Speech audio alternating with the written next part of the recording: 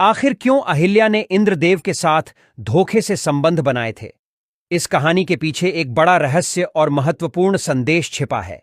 चलिए जानते हैं इस कथा को विस्तार से। अहिल्या, जो कि बहुत ही सुंदर और गुणी स्त्री थीं, महर्षि गौतम की पत्नी थीं। वे अपनी सुंदरता और पवित्रता के लिए प्रसिद्ध थीं। महर्षि गौतम, जो एक महान ऋषि थे, तपस्या और साधना में लीन रहते थे और अहिल्या उनकी सेवा करती थीं। उनके बीच प्रेम और श्रद्धा का संबंध था, लेकिन उनकी इस सुखी और शांतिपूर्ण जीवन में अचानक एक बड़ी घटना घटित हुई। इंद्रदेव, जो स्वर्ग के राजा थे, अहिल्या की सुंदरता से बहुत आकर्षित हो गए। वे किसी भी तरह से उन्हें प्राप्त करना चाहते थे, लेकिन अहिल्या पूरी तरह से अपने पति गौतम आर्षि को समर्पित थीं।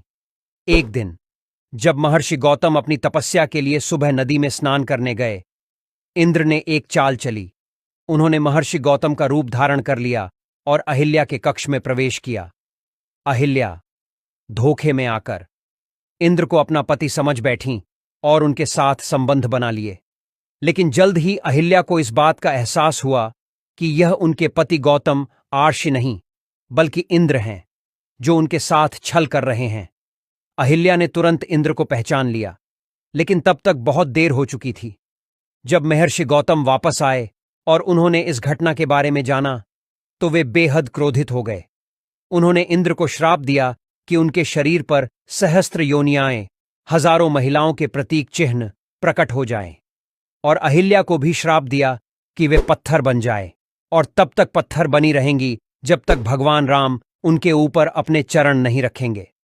इस कथा के पीछे एक गहरा संदेश छिपा है। अहिल्या का चरित्र हमें सिखाता है कि कभी-कभी जीवन में हमें धोखा मिलता है, चाहे हम कितने भी सच्चे और पवित्र हों। लेकिन यह भी सच है कि हमारी गलती का प्रायश्चित समय के साथ होता है। अहिल्या ने अपनी गलती का प्रायश्चित किया और अंततः भगवान राम ने उनके पत्थर के रूप को मुक्त कर दिया।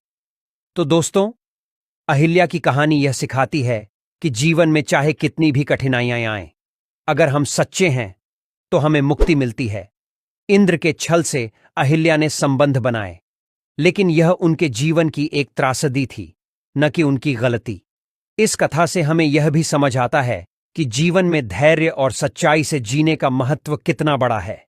उम्मीद है आपको यह कहानी पसंद आई होगी और आप इससे कुछ सीख भी पाए होंगे।